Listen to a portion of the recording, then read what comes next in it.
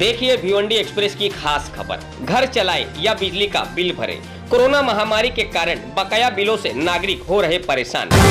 भिवंडी के नागरिकों के बकाया बिलों को लेकर कांग्रेस पार्टी के नवनियुक्त अध्यक्ष अब्दुल रशीद ताहिर मोमिन ने महाराष्ट्र के ऊर्जा मंत्री नितिन राउत से की मांग।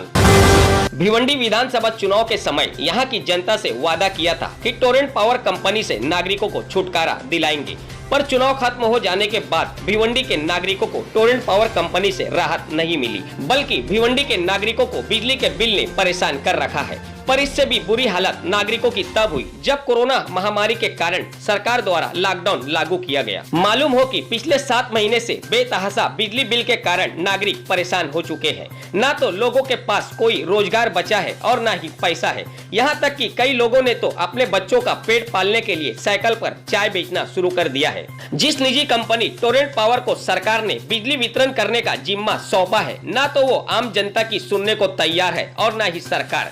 पिछले 7 माह से कई बार अन्य पार्टियों के कई नेताओं ने नागरिकों को टोरेंट पावर कंपनी का बिल के मुद्दे को लेकर हंगामा भी किया और इस कंपनी का पुरजोर विरोध भी किया था और कई बार सरकार से मांग भी की और उन्हें एक पत्र भी भेजा था। बावजूद इसके बिलों में कोई कमी नहीं आई है। नागरिकों का आरोप है कि बिजली बिल की शिकायत करने कंपनी के केंद्रों पर जाने पर वहाँ बैठे कर्मचारी किसी भी तरह से मदद नहीं करते हैं और बिजली बिल भरने के लिए कहते हैं। बकाया बिजली बिल और ज्यादा बिल भेजने पर किसी भी तरह से मदद नहीं की जाती है। इसका मतलब साफ है कि अभी तक जितने भी लीडरों ने टोरेंट पावर कंपनी के विरुद्ध आवाज उठाई, सब नाकाम रहे हैं। वहीं अब भिवंडी के कांग्रेस पार्टी के नवनियुक्त अध्यक्ष एडवोकेट अब्दुल रशीद ताहिर मोमिन ने नागरिकों के बकाया बिल को लेकर महाराष्ट्र के ऊर्जा मंत्री अनिल राउत से खास मुलाकात की और उन्हें एक पत्र भी दिया। भिवंडी शहर जिला कांग्रेस अध्यक्ष अब्दुल रशीद ताहिर मोमिन ने कहा कि हम जल्द से जल्द लोगों की इस समस्या को दूर करेंगे। उन्होंने कहा कि अगर टोरेंट पावर कंपनी बकाया बिल को लेकर किसी का metre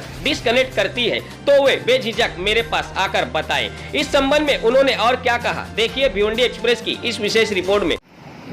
sir, Torrent power company की जो बिल बकाया बिल को लेकर आज लोगों में जो समस्या बनी हुई है, टोरेंट पावर कंपनी ने कहीं ना कहीं लोगों के मीटर भी डिस्कनेक्ट करना शुरू कर दिए। सर, इसको लेकर आप क्या कहेंगे? देखिए, कल ही इस ताल्लुक से हमने महाराष्ट्र के ऊर्जा मंत्री एनर्जी मिनिस्टर नितिन राउत साहब से मुलाकात की और हमने ये सब शिकायतें उनके सामने रखी। हमने उनको एक लेटर भी दिया कि सरकार ने जब लॉकडाउन शुरू हुआ था उस वक्त सरकार ने ऐलान किया था कि लॉकडाउन पीरियड का बिल हम माफ़ करेंगे। आज तक सरकार ने उस ताल्लुक से कोई अंतिम फैसला नहीं लिया है। आज भी सरकार बोलती है कि हम करें और इसी वजह से लोगों के ऊपर पावर का बिल बढ़ते जा रहा है। और अब जो है टोरेंट पावर कंपनी भिवंडी में फ्रेंचाइजी है, ये लोगों के रिहायशी कनेक्शन, रेसिडेंस के कनेक्शन काटना शुरू कर दिए। हमने सरकार से मांग की है कि कम से कम 300 यूनिट लॉकडाउन पीरियड का हर महीने का ये माफ़ किया जाए। साथ ही टोरेंट पावर कंपनी जो जब तक आपका अंतिम निर्णय नहीं हो जाता, वो बता रहे थे कि हम दिवाली तक या उसके आसपास हम निर्णय लेने जा रहे हैं। जब तक ये निर्णय नहीं होता है, सरकार जो है टोरेंट पावर कंपनी को निर्देश दे, डायरेक्ट करे कि किसी भी रेसिडेंस का पावर का कनेक्शन नहीं काटा जाए।